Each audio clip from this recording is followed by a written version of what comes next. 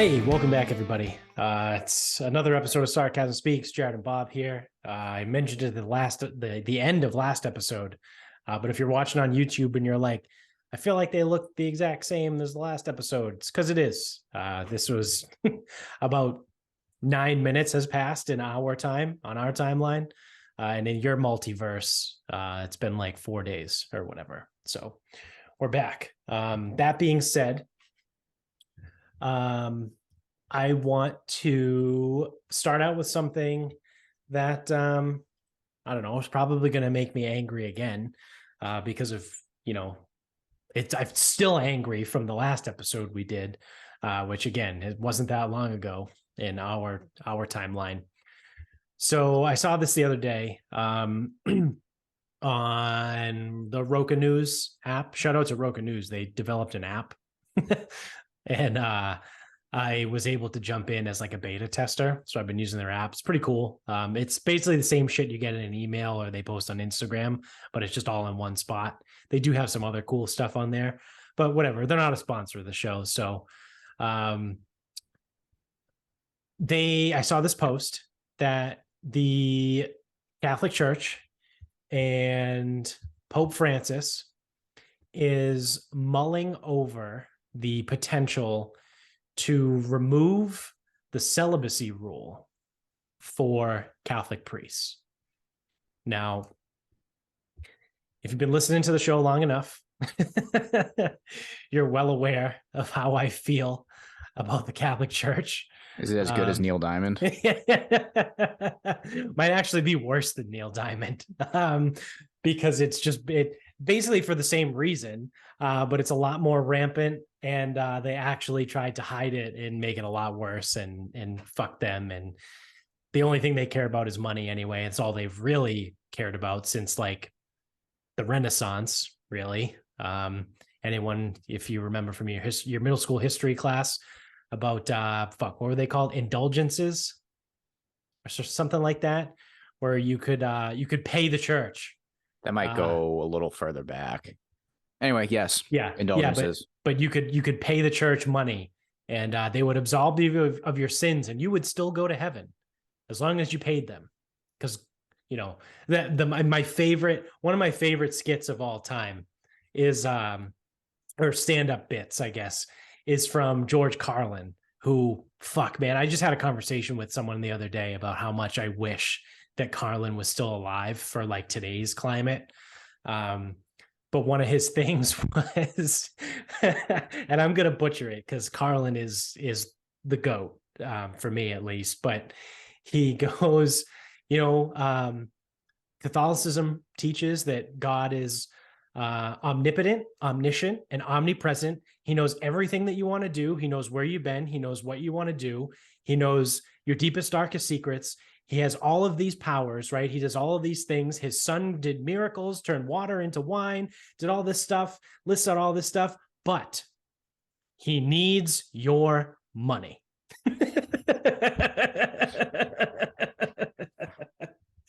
And it's one of my favorite bits ever, because like I said, he actually does it. He does a lot better than I just did, but he goes through the whole thing and he's just, but he needs your money. So again, it's well documented, my thoughts on the church. Big fan. Big fan. So now I do want to give credit though to this Pope Francis.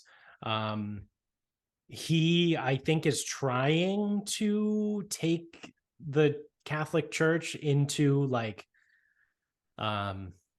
modern times, perhaps the 18th century. Yeah, to move them from like the 13th century that they've been stuck in since the 13th century, and move them into like the 18th century. Yeah, as you've said, he's trying to progress them a little bit, but I think he recognizes that the religion is dying, right? That no one gives a shit about Catholicism anymore. I think, unfortunately, humans in general need some sort of religion, and without getting down into like a rabbit hole, this is why we have such an issue with politics in today's world because people have replaced Judaism, Catholicism, Islam with Democrat, Republican, and it's become a religion. So It's fucking worse. yeah, it's worse. Truthfully, yeah, it is. But I think there are plenty of ways to learn morals and be a good person without the bullshit that comes along with religion, right? Yeah, you just follow your professional athletes. Yeah, follow the real role models here, like the Tom Brady's and the Alex Rodriguez's, right? Yeah, those are the guys you want to have as your role models. Yeah, Ja Morant. Yeah. So like I said, without getting into all that, like I do think religion has a little bit of a purpose, but I think the indoctrination of it is a problem. The indoctrination into anything is a problem, right? Where you're not allowed to ask questions, is a big problem to me. Whether it's politics, religion, fucking a job, right? Like it doesn't matter. Like if you're supposed to just blindly step in line and not ask questions about something, that's a major problem for me. So anyway, I digress. My original point, Pope Francis talking about overturning the celibacy rule for Catholic priests. So do you know why the celibacy rule was implemented in the first place? Because when Catholicism first began, that wasn't the rule. This was instituted in like the 1500s or the 1600s.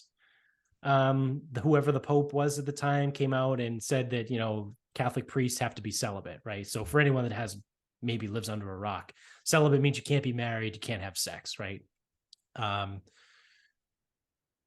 They did that because the Catholic Church has been a historically cesspool.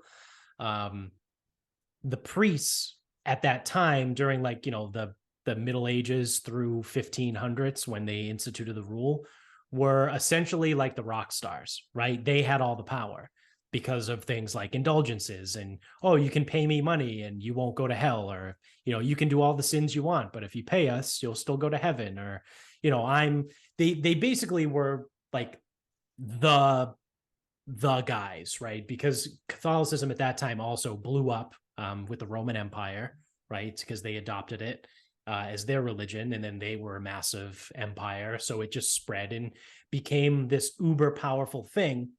So what ended up happening was Catholic priests basically got drunk with power, as all people do, right? What's the saying? Absolute power corrupts absolutely.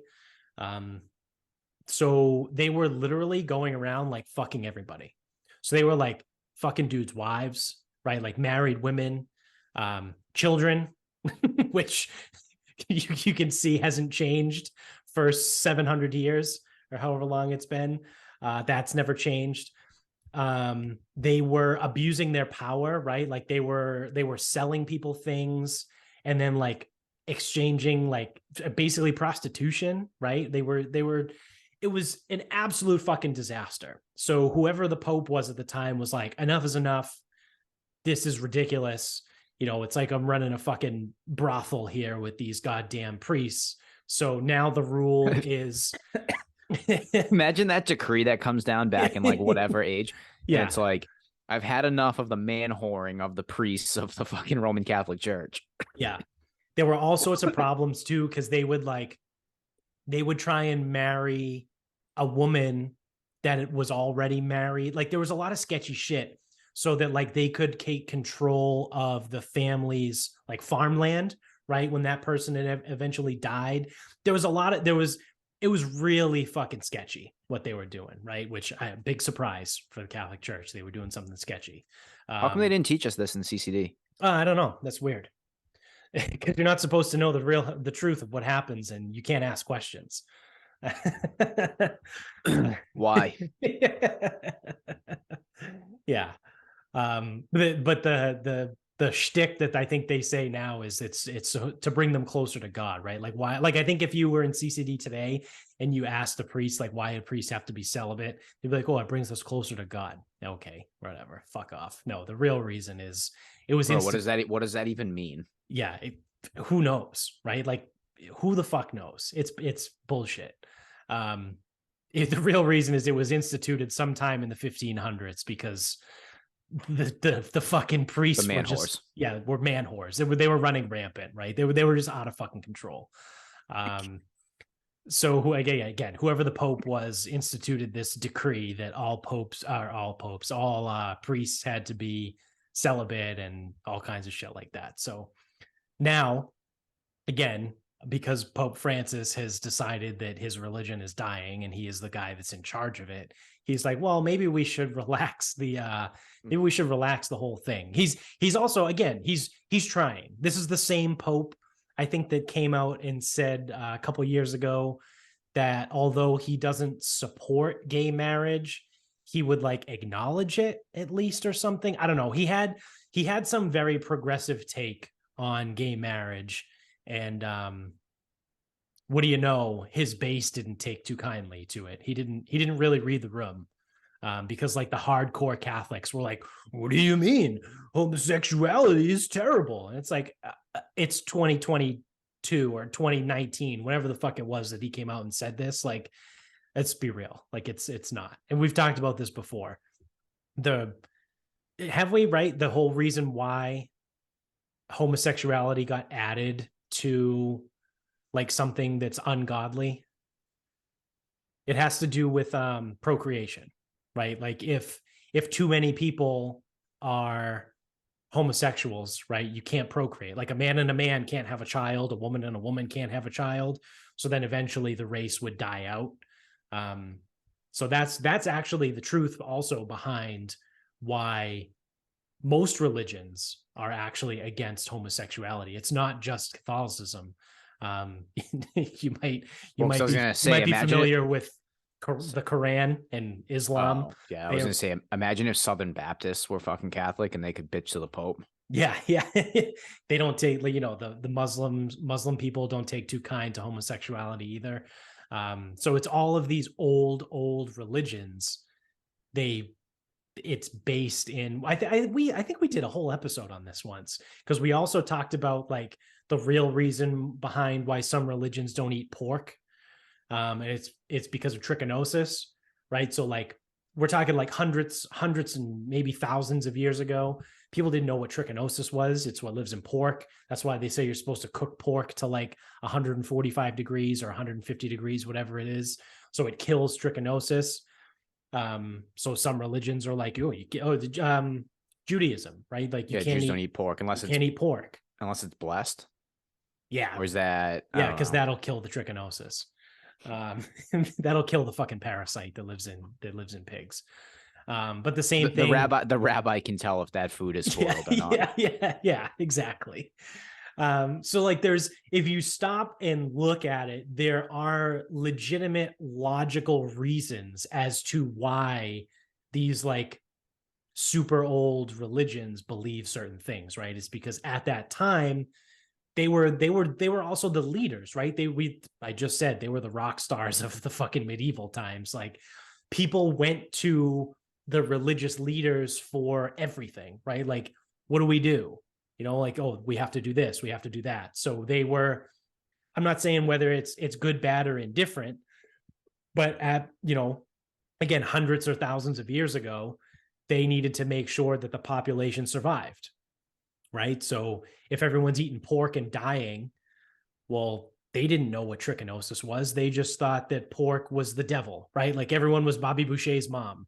Like, oh, the pork is the devil because people are eating it, they're dying. Or, you know what I mean? Like, dudes are fucking dudes and they're not having kids. So no one's we're not going to replace the people when they die. Like, that's not good. Don't do that. Or, it's just, they did the best they could with the information that they had. Like I said, it's not good, bad, or indifferent, right? It's just, you fast forward now to 2023 and people are still set in their, ways of how things were, 1500 years ago plus. So whatever. That's my shtick on religion. But yeah, I'm interested to see how that would go if Pope Francis did allow priests to no longer be celibate.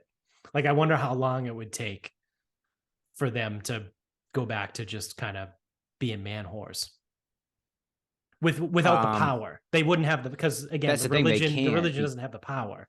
Because back in the day,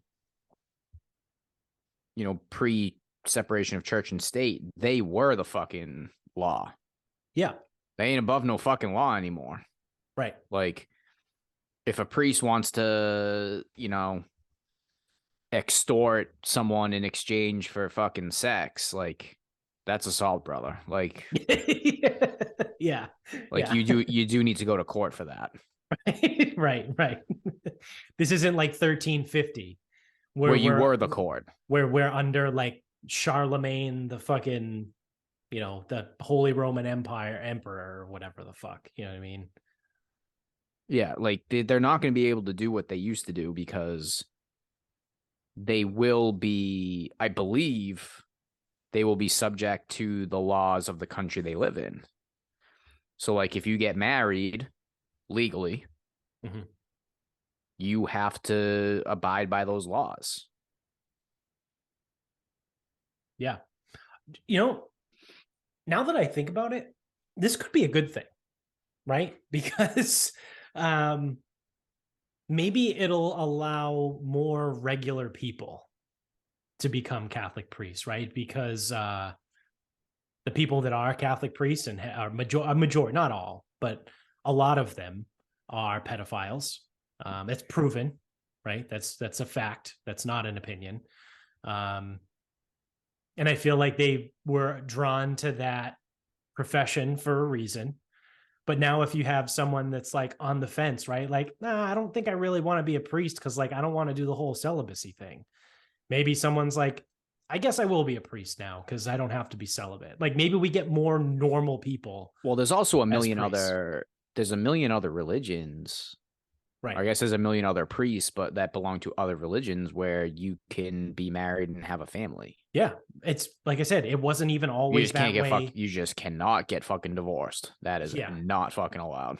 It was not always that way for Catholics, right? Like I said, Catholic priests up until 1500s were allowed to be married. But they took it too far. Like, rabbis can be married. Like, rabbis have families, right? Like, that's a thing. What are imams? Deacons, Baptists. What are the priests called in the Muslim religion? Are they I think they're imams. Couldn't tell you.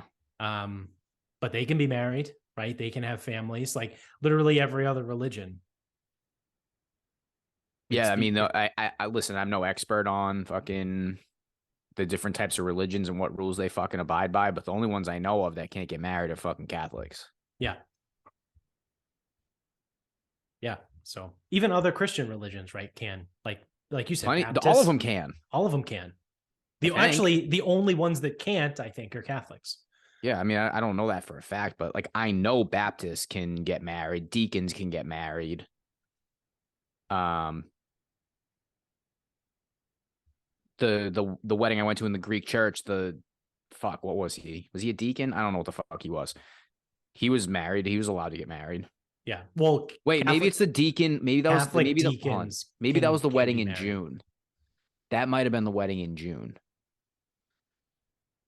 Because I think the Greek guy might have just been Greek. Yeah, Greek Orthodox. But I think in June it was a Catholic mass with a deacon who is allowed to be married. So Catholic deacons can get married. Okay. I remember being a kid in CCD class and asking the priest what the difference was between a priest and a deacon. And I remember getting like some really bullshit answer back. And that was like one of the first times where I was like, I don't know. I was probably like 9. Hey, dickhead, that answer sucked. Yeah. But it was literally the first time I was like, wait a second, like that doesn't make sense. Like, it was like, again, I don't remember what it was, but it was something bullshit like, oh, well, like the deacons can't do all the cool stuff that like priests do or something like it. It's like, oh, what you mean, like touch little kids stuff? Like take Johnny behind the altar and fucking give him wine and diddle him? Like, what do you mean the cool stuff? Like, I don't know. But yeah, whatever. So yeah, that's just how I wanted to kick it off. I was already in an angry mood from our last episode, and the Catholic Church makes my blood boil. So I figured, why not keep it going? In other news, I don't know if you've heard about this or not, but a few weeks ago, there were some Americans that went to Mexico. I think there were, I don't know the breakdown of like women to men, if they were all women, but there was 4 people. And one of the women went to Mexico specifically for cosmetic surgery. And her 3 companions probably just went with her because it was a trip to Mexico. And also, like, they probably didn't want this woman to go have cosmetic surgery in Mexico by herself, I would imagine. So this isn't ominous at all. no. So you haven't heard about this. No. So they were abducted by the cartel, and 2 of them were murdered. The other 2 were rescued and brought back to the United States.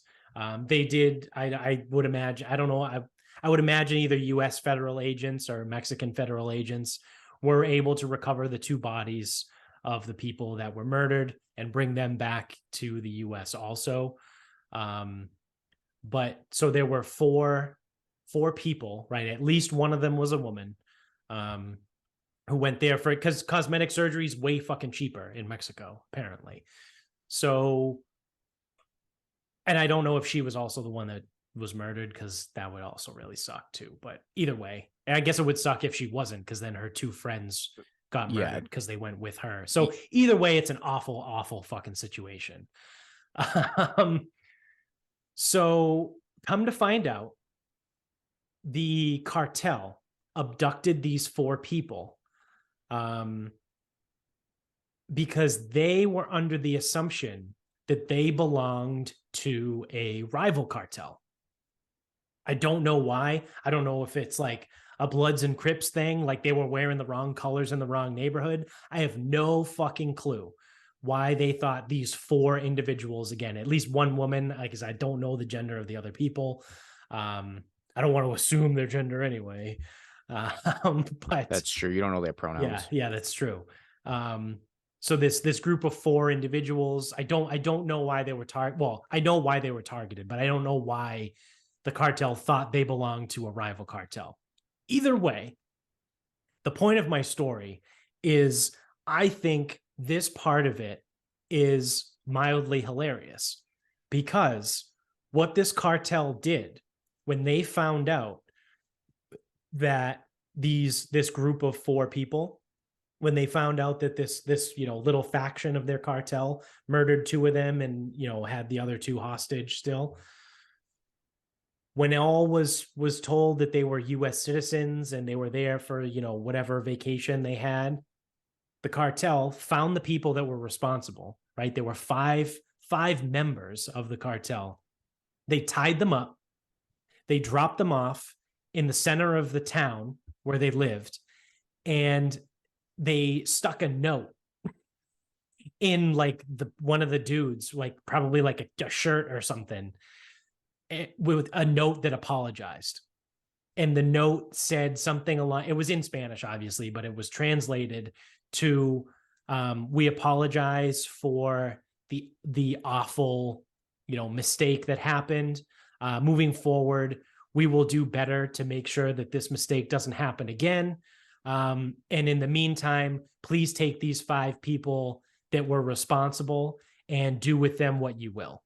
Like, whatever, like put them in jail, kill them, like, doesn't matter. These people fucked up, like, take them. We don't want them in our cartel anymore, basically. And has the cartel gone woke? It's like, holy shit, dude. Like, when I heard that story, I was like, code. They have a code. Like, the cartel has a code, right? It's like, well, they've probably always had a code, but right. Man, they must have. Well, obviously they really fucked up, but like even in terms of like things the cartel does, yeah, they really fucked up. Yeah. Like, these are the same people that I found out recently through Sexy Chris, shout out to Sexy Chris, spend exorbitant amounts of money to influence elections in the United States. So like, while everyone is talking about like, oh, the voting machines are rigged, or, you know, the Old Dominion stuff, or the Diebold machines, or all this, like, the Mexican cartels are dumping millions of dollars into certain campaigns, like certain, you know, who, I don't know whether they're, I would imagine they're probably Democratic, because they want more open borders and less regulations for things. But it's been proven, because I looked into it, because Chris had gone down a rabbit hole previously and kind of pointed me in the direction, and I tripped and fell down the rabbit hole. And it's true. Like, there's evidence that the cartels spend millions and millions of dollars to influence the elections in the United States to benefit their wants and needs. And it's like the avocado trade. The avocado trade, the whatever trade, the cocaine, right? Like, Americans love cocaine. I think it's the biggest consumer of cocaine in the world, I think, is the United States. But yeah, these are the same people that do all that shit. But when like a faction of their cartel like fucked up and killed innocent US civilians, they're like, no, we got to draw the line somewhere. So they literally turned them in. They tied them up. They tied them all up and dropped them in the center of the fucking town with an apology letter that basically said, like, we're really sorry. We'll do our best to make sure something like this never happens again. It's like fucking, they had like an HR violation. Like, how fucking bananas is, like, just, I have such a hard time wrapping my head around that situation and like how that even happens. But like, they've gone woke, I guess. I mean, good, you know, on it's Cartel. one of those things. Like, I don't know. Like, whether you see it's almost like The Punisher, where it's like in his series and whatever, it's like all he's doing is bringing down like bad people, but the way he does it is just like overkill. It's the methods are just fucking wrong. So it's like, if you take the cartel and you don't give an actual detail as to what they do or how they do it, it just sounds like a business. But when you release the details, then it becomes very, very shitty. Yeah. Like, if you were like, oh yeah, you know, it's like a group, and it's like, you know, once you're in, you're in. It's like, you know, once they're in, they take care of you, and you know, there's a few rules to play by, you know, like anything, like, you know, don't show up to work late, or like, you know, follow the dress code, like, don't get high on your own supply. Yeah, don't murder random Americans, like, you know, whatever. It's like easy stuff, you know, just play by the rules, whatever. And it's like, you know, they take care of the community, and, you know, maybe influence some governmental stuff, and murder is their main method of getting what they want. Yep. And drugs are their biggest export. Drugs and avocados. Yeah, drugs and avocados. Who would have guessed? Yeah. Well, it kind of it brings me back to the Joe Rogan podcast with Peter Zion. Probably a couple months ago now. I think I talked about it on one of the episodes after I watched it. But he talks about, he was like the end of the world guy. And he talks about the Sinaloa cartel, which was El Chapo, which was run like a business. And yes, they did awful things, but they had a code. I could be making this up, but I think this was the Sinaloa cartel, actually, that did this. So it makes sense by the description, from Peter Zion, at least. But he talks about how that cartel in particular is run like a business, again, with El Chapo. Like, El Chapo was not in the business of murdering random people, right? Like, they needed to make money. So how do they make money? Like you said, drugs and avocados. Like, you need to have a relatively low profile, right? If you're going to make money selling drugs and illegal produce. Or, you know, and they would go into towns and they would build up certain towns and they would pay off, you know, police forces, but it was like they wouldn't fuck shit up. But then, like, this is from Peter Zion again, but there was this like rival cartel that was like their main purpose is just to fuck shit up, right? Like they don't care. Like the example he used again was the Sinaloa cartel goes into a town, they pay off the police department, but they help the old ladies cross the streets and they pay for everyone's like, you know, electric bill or some bullshit. Like they take care of the people in the town, but they do bad stuff. This other cartel, this second cartel, doesn't do any of that. They just only care about money and power, and they go into a town and they fucking kill the old lady that's trying to cross the street, and they get into fucking shootouts with the police department and until the police just give up. And then they're like, we own this town, fuck you. And then the town falls apart because there's no money left or shit like that. Like the second cartel is the one that's the quote unquote bad cartel. And the Sinaloa is the quote unquote good cartel. And that was the whole thing why Peter Zion made the argument that putting El Chapo in jail was actually a really bad decision, because then the Sinaloa cartel would theoretically, you know, start to spin out of control. And this secondary cartel that's more ruthless would have an opportunity to take over and become the larger cartel. But yeah, I don't know. It's I find some of that stuff fascinating, but I just don't have the time to invest in learning about it. Like I would much rather read The Four Foundations of Golf by John Sherman than like learn about the intricacies of like the politics between all the different cartels in Mexico, right? Like yeah, I only have so much time in the day. So, but I'm at least aware that stuff like does exist, which again is wild and fascinating. But heard it here first. Cartels just misunderstood. Yeah. Yeah. So are they bad guys doing good things, or are they good guys doing bad things? That's a good question. Yeah. And while theoretically they only murder people that should be murdered. It's true. It's like a bunch of John Bernthals. He has a code, you know. He did have a code. He did. Could say the same about John Wick. Yeah. He only killed the people that stole his car and killed his dog. That's true. It's true. And then the people that just continuously fucked with him after that. Well, yeah. I mean, if you attack John Wick, you're going to die. It's how that goes. It's as close you get to a guarantee in life. Yeah. So the other thing that I think is relatively interesting is, and this is probably more interesting to me because I do work for a company that's based in the UK, is the United Kingdom is taking steps forward to implement a permanent 4-day work week. So I think this is another thing that I saw on Roka News. Again, whatever, I guess all the free ads are coming for them today. But this was a little while ago, but it's not one of those things that's like super like time sensitive.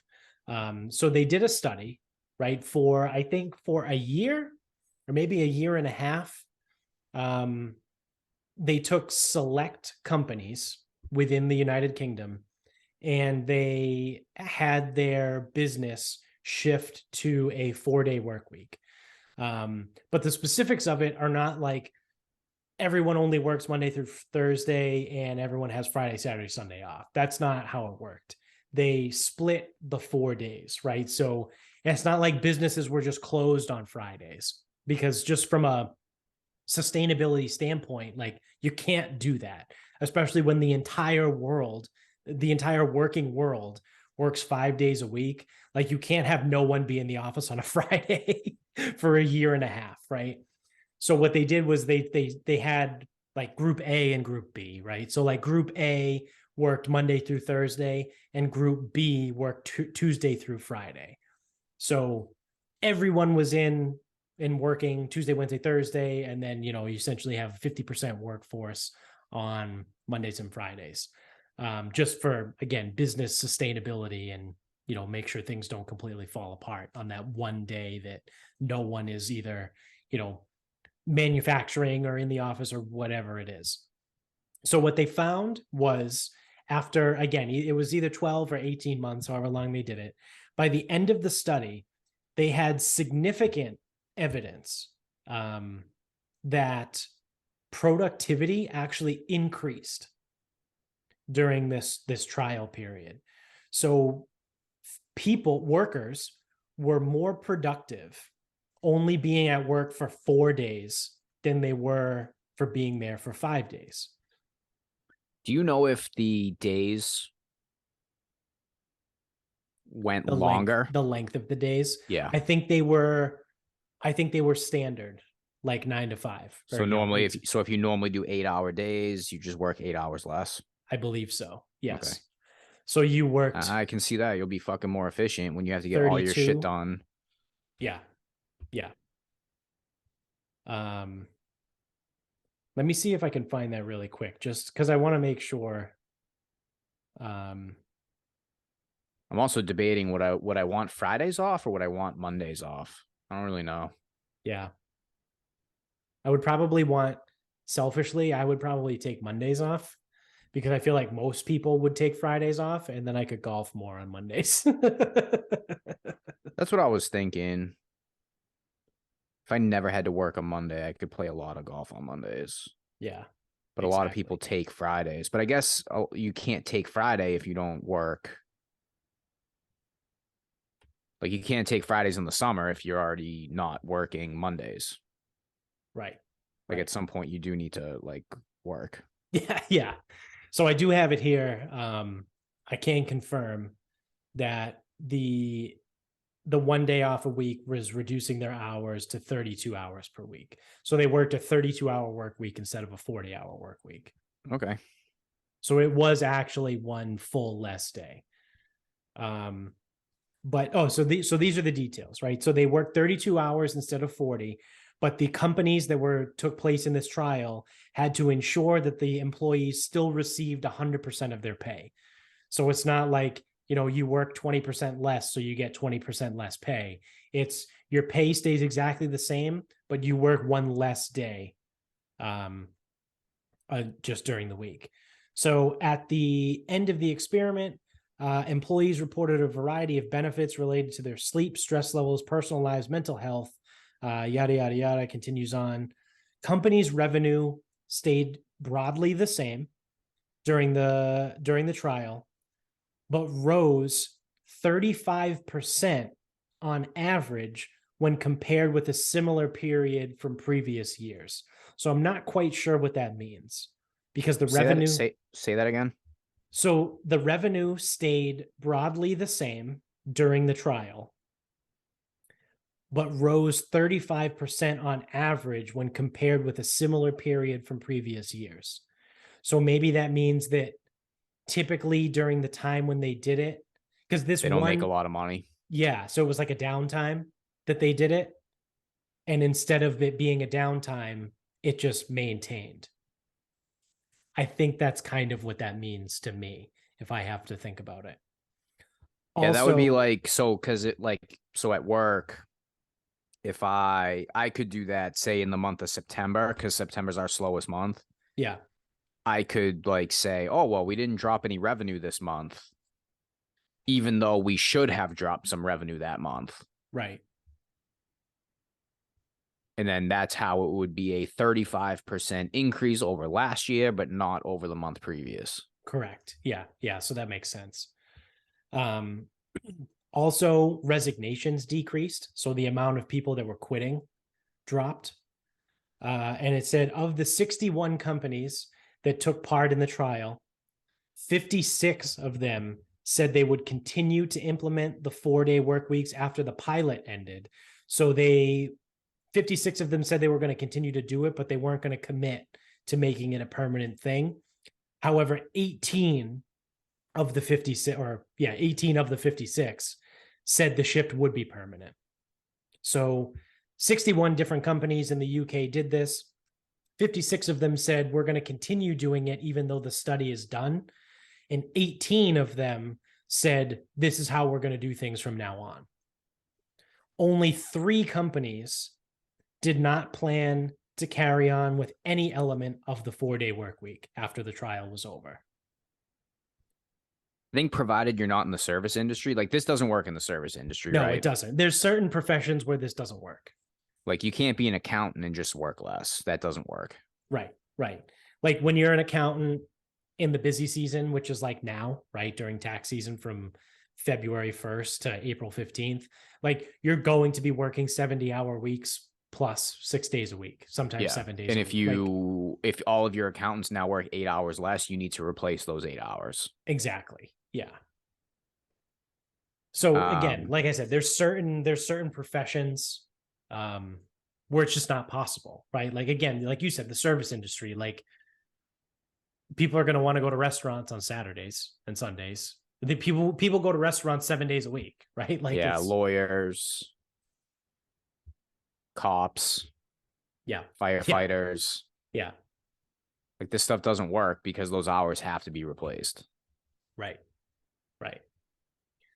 But you're like traditional, I'd be curious there. I probably could find out. I don't feel like going super deep into it to find out what the 61 companies were. Like who were they? Right? Like what do they do? Do you think you could work 8 hours less a week? 1,000%. Okay. I think my mother could as well. Because like I've talked to her, she's gonna stop working full time in April, but she even tells me a lot of like what she does is just coverage. Yeah. And it's like, okay, understood. Like you are a service-based whatever the fuck. But having people hang around just to be fucking like answer phones and shit, it's useless. Right. Yeah, like you can. Or like if you work HR, like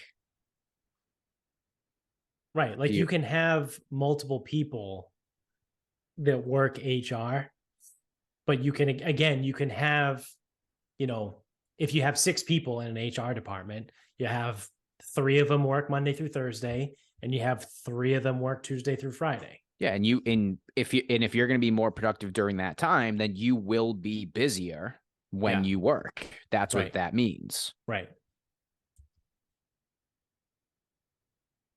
I found an article on Market Watch, but it's making me like scroll down pretty far. Like I just want to find the list of the companies. Like I don't know why. The title of the article says these 61 companies tried a 4-day work week, but like they don't list the 61 companies. Yeah, well, if you think about it, like, so if you're Nike, yeah, you could probably do it. Yeah. If you're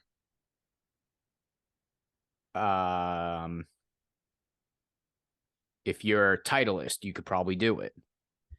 If you're a rep, so if you're a rep, you could even see some people be like, oh well, I'm supposed to see like whatever many people. It's like, okay, so this is the thing, you're going to be busier when you work now, or you need to be more efficient. So it's like if you need to go see like these 7 clubs, well, make sure they're all within a fucking 20-mile radius of each other, and like plan your day according. Like, no, I know that gets a little difficult, but like,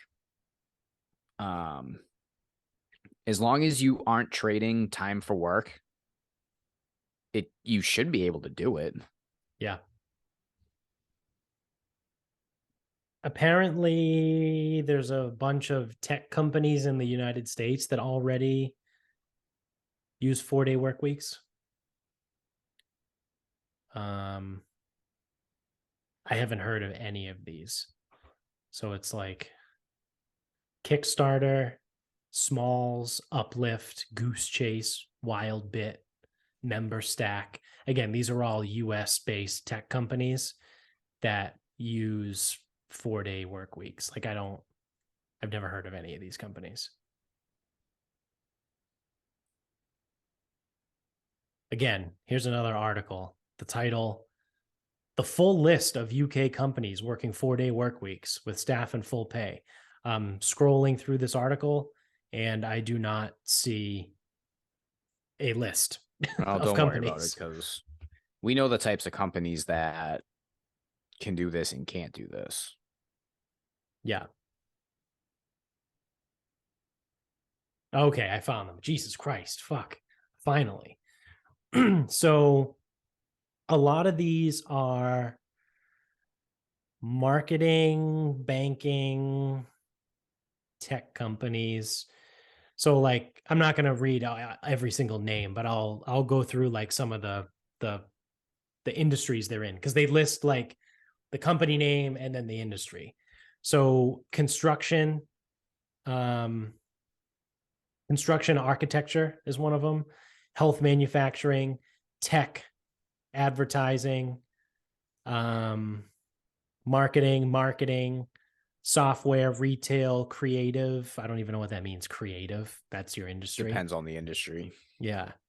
Banking, nonprofit, environmental consulting. I think you could probably do, work fucking 6 hours a week if yeah, we could figure that one exactly. out. Tech, financial services, nonprofit, insurance, um, housing, health, social care, nonprofit, marketing, housing, creative agency, hospitality, brewing, a brewery.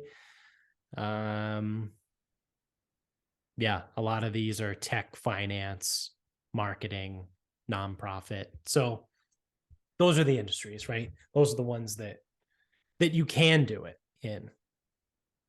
You know, like we said, the Cheesecake Factory isn't going to do a 4-day work week.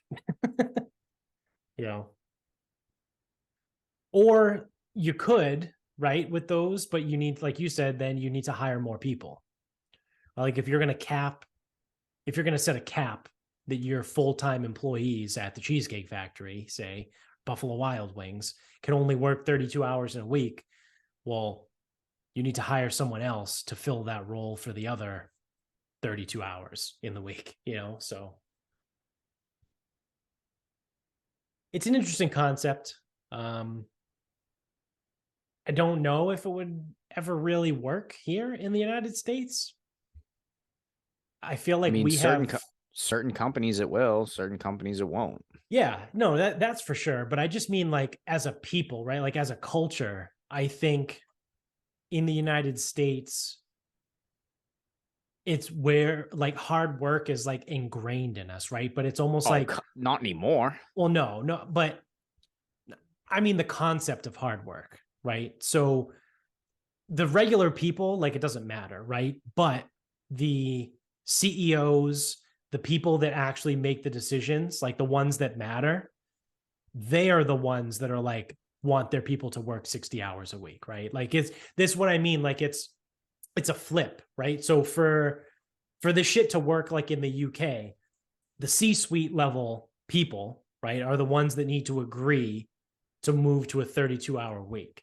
So just because like this next generation of people is soft and they don't want to work 40 hours a week doesn't mean that like that's not what I'm saying. Like when I say culture wise, like I mean like the people that matter, right? Like I would imagine the majority of people that are at the C-suite level in like major corporations across the country are 55 years and older, right? Like I think that's very safe to say that at least 80% of them are 55 plus, right? Like obviously you're going to have your young CFO, CTO, CMO, whatever, CEO, but I would imagine most of them are over 55.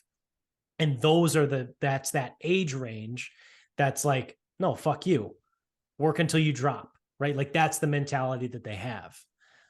Versus like the 22-year-old now that's like, I want to travel. Like I want to work a job that allows me to take 4 vacations a year. Like, you know what I mean? Like it's just the difference, right? So that's what I mean when I say like culturally, I don't think it will be accepted, because in this country, it's more like we value work until you drop, right? Like, what do we say? What did I just say? I literally, the words that just came out of my mouth, I made fun of the 22-year-old that wants a job that allows them to take 4 vacations a year. Like that's a joke, right? Like I just said that that's made it a joke, like it's bullshit, right? Because it kind of is. But the fact that I'm saying that is more proof that in this country, we put more value in someone that's willing to work hard versus someone that wants to, you know, have more time at home, right? Or have more flexible time to do whatever the fuck they want.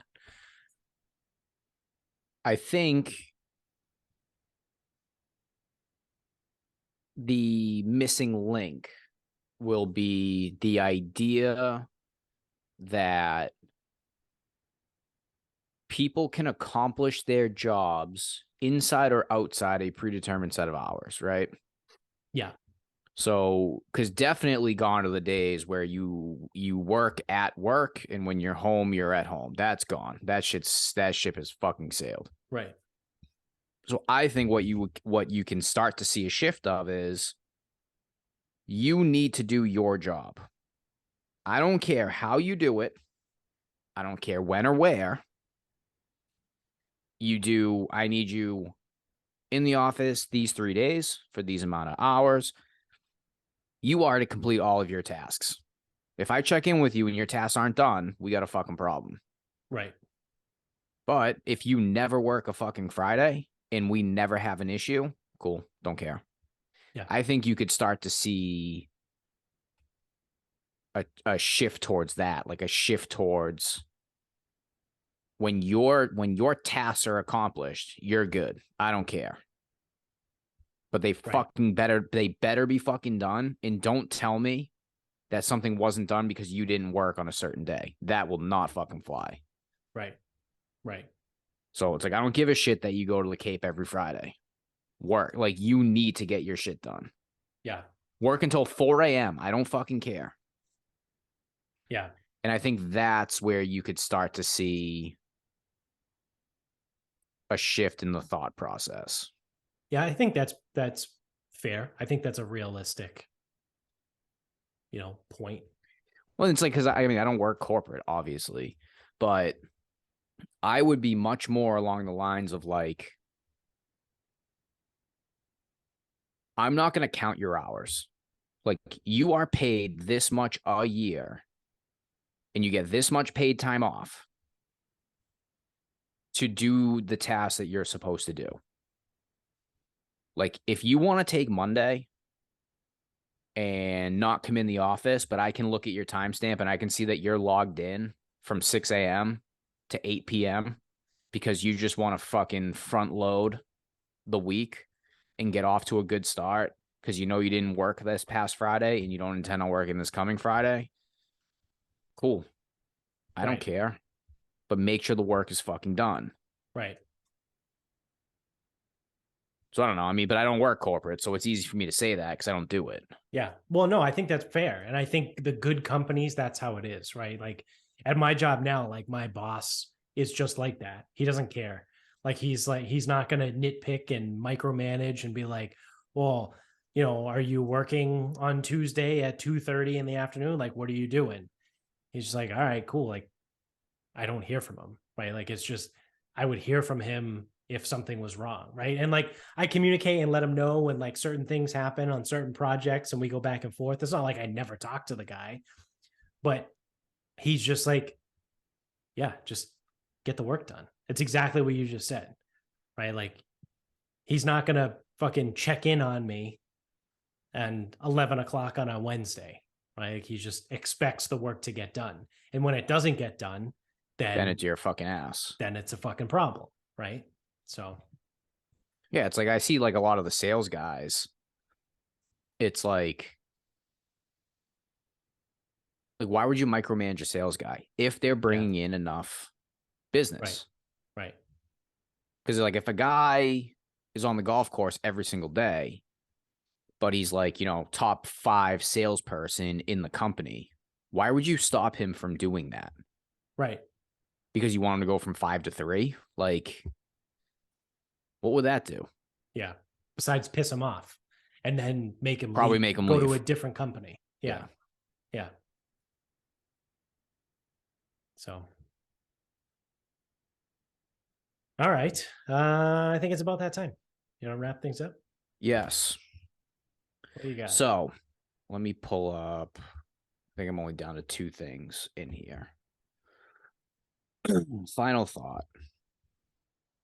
I'll go quick. So grill your ass off. The last order I did, I wanted to get the free shipping. So I ordered the Sailor Jerry BBQ sauce. Now, you can also use promo code Sarcasm Pod to get 15% off your entire order. So Sailor Jerry is a spiced rum, based off the tattoo artist. It's cheaper than Captain. I think it actually might taste a little bit better. It's higher proof too. It's higher proof. So I'm familiar with the Sailor. I'm also familiar with the Admiral. I'm glad the barbecue sauce is not made out of the Admiral. Or Castillo. Like, oh yeah. Enough of that shit. It's fine, but I don't know if it's brown sugar or vanilla or both. Like, which is unique to rum. Boy, does it smack you in the face. Oh, really? So it's different. Like, it is a fucking different taste. That is for fucking damn sure. Is it sweet? Well, it's not like sugary sweet. Yeah. But this is the thing, is like, I don't know if I'm getting vanilla or brown sugar. I really can't tell. Because rum comes from brown sugar, right? Is that how it's made? Sugar cane, yeah. Okay. So whatever they do with it, like however rum's made, like its gut. Now I know most people drink rum and they're like, that's not sweet. It's like it is. Like, even though it tastes like alcohol, it is sweet. Right. It's fermented sugar. So you're probably getting like I'm probably getting like a brown sugar, but sometimes it comes through as vanilla. I don't know. It's like weird. But unique to say the least. So I don't know I don't know where I stand on it exactly, because it is so different that part of me wants to be like, oh, this is bad because it's different, but it's not like bad. Like, I eat it. Like, I've never hesitated to put it on anything. Yeah. I might have to check it out now. Yeah, I mean, truth be told, for $10 for a bottle of barbecue sauce, it's not worth it. But if it got me over the shipping threshold, right. So I spent 10 to save 15, 20. Yeah. I mean, I think I got a barbecue sauce. I think that's kind of, I mean, that is a little expensive for barbecue sauce, but that's almost the going rate. Like, I feel like Stubbs is like either $6.99 or $7.99 a bottle at Market Basket. Yeah, did I make that up? It's that expensive? I think so. I thought that was in like the $3.99 range. I mean, I could have just made it up. So I thought it's $5. Really? $5.29. I'm seeing. Where are you seeing this? Vitacost. I don't know. It's just what the fuck is Vitacost? It's like the shopping section. You know, when you Google something, it has like shopping up top. That's not a good barometer. It's probably $3.99 at Market Basket. Yeah. All right. So it is $3.99. All right. So I made that up. Whatever. Yeah, I don't know. So for me, $10 is a lot for a bottle of barbecue sauce, but it is different. So you may like it a lot. And if you like it a lot, then it's worth it because you can't get it anywhere else. Dinosaur barbecue is the one that's expensive. That's fucking, I love dinosaur barbecue sauce. That apparently says it's $14.99 at Walmart.